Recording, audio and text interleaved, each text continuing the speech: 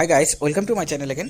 তো দেখো, চলে এসে নতুন একটা ইনফরমেশন নিয়ে। তো আজকের এই ভিডিওটাতে আমরা মূলত যে বিষয়টা আলোচনা করব সেটা হচ্ছে অঙ্গনওয়াড়ি কর্মী এবং অঙ্গনওয়াড়ি সহায়িকা এবং এছাড়াও যে আশা কর্মীরা রয়েছেন সকলেরই কাজের অভিজ্ঞতা অনুযায়ী নতুন বেতনক্রম চালু করতে পারে। এটা নিয়ে কিন্তু একটা বড়সড় একটা তোমাদের যে ইনফরমেশন সেটা উঠে আসছে অ্যাকচুয়ালিতে এই বিষয়টা কি এবং এটা ইমপ্লিমেন্ট হবে কিভাবে করে। কারণ দেখো, এটা অ্যাকচুয়ালিতে উঠে আসার এই মানে ইনফরমেশনটা উঠে আসার মেন রিজনটা হচ্ছে যে কেন্দ্রীয় সরকার অলরেডি চাপে রয়েছে। কারণ যেহেতু তারা যে গভর্নমেন্ট যে তারা বাজেট পেশ করেছিল, সেই বাজেট পেশ করার পর তারা রীতিমতো কিন্তু এখানে পার্লামেন্টে যে অন্যান্য সাংসদরা রয়েছেন তারা কিন্তু এই নিয়ে বারবার করে কথা উঠিয়েছেন এবং রীতিমতো আমরা দেখতে পারছি যে লাস্ট 3-4 বছর ধরে কিন্তু বিভিন্ন রকমের অঙ্গনওয়াড়ি কর্মী এবং আশাকর্মীরা তারা কিন্তু নিজস্ব রাজ্যতে আন্দোলন করেছেন। ইভেন তারা দিল্লিতেও কিন্তু এটা নিয়ে তারা আন্দোলন করেছেন যে তাদের অনারিয়ামটাকে বৃদ্ধি করাতে হবে এবং পার্মানেন্ট করাতে হবে। সবচেয়ে গুরুত্বপূর্ণ যেটা যে স্থায়ীকরণ দিতে হবে, ঠিক আছে।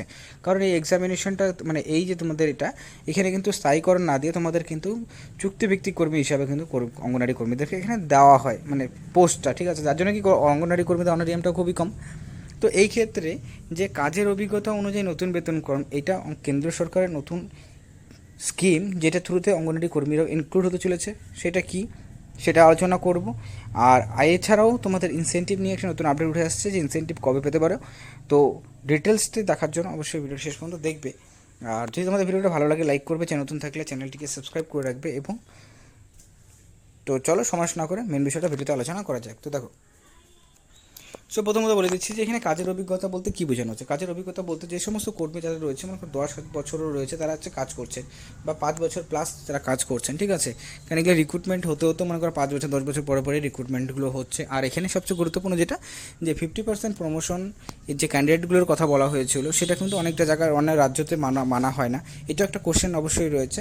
তো সেই ক্ষেত্রে তোমাদের কাজের অভিজ্ঞতা এখানে কিন্তু 10 বছর প্লাস, মানে 10 বছর যারা কাজের অভিজ্ঞতা রয়েছে যে সমস্ত কর্মীদের, তাদেরই কিন্তু এই বেনিফিটগুলো তারা পেয়ে যেতে চলেছেন। কিন্তু তার মানে এটা নয় যে বাকি যে কর্মীরা রয়েছেন তারা এই বেনিফিটটা পাবেন না, ঠিক আছে। কারণ এখানে বেসিস করে যে বিষয়টা, এখানে বেতনক্রমটা আলাদা, মানে বেসিক্যালি কি এখানে প্রমোশনের কথাটা আসছে কীভাবে করে। কারণ অন্যান্য যে ডিপার্টমেন্টগুলো রয়েছে আমরা জানি যে কোনো স্টাফ, মনে করো গ্রুপ ডি হোক বা গ্রুপ সি হোক, তারা 3 বছর জব করার পর তারা কিন্তু একটা প্রমোশনাল বা ডিপার্টমেন্টাল এক্সামিনেশন দিতে পারে, ঠিক আছে। ডিপার্টমেন্টাল এক্সামিনেশন তারা যদি ক্লিয়ার করে তাহলে পরে তারা কিন্তু উচ্চ পোস্টে তাদেরকে প্রমোশন দেওয়া হয়, ঠিক আছে। এবং ডিপার্টমেন্টাল এক্সামিনেশনে তোমরা যদি কাট অফগুলো দেখো তাহলে তোমরা জানতে পারবে যে খুবই কম থাকে, যেখানে ইজিলি কিন্তু একটা কর্মী সেখানে পাস করে উপর উচ্চ পদে তারা যেতে পারেন। যেমন হচ্ছে অঙ্গনওয়াড়ি কর্মী যারা রয়েছেন তারা সুপারভাইজার পদে যেতে পারেন, ঠিক আছে।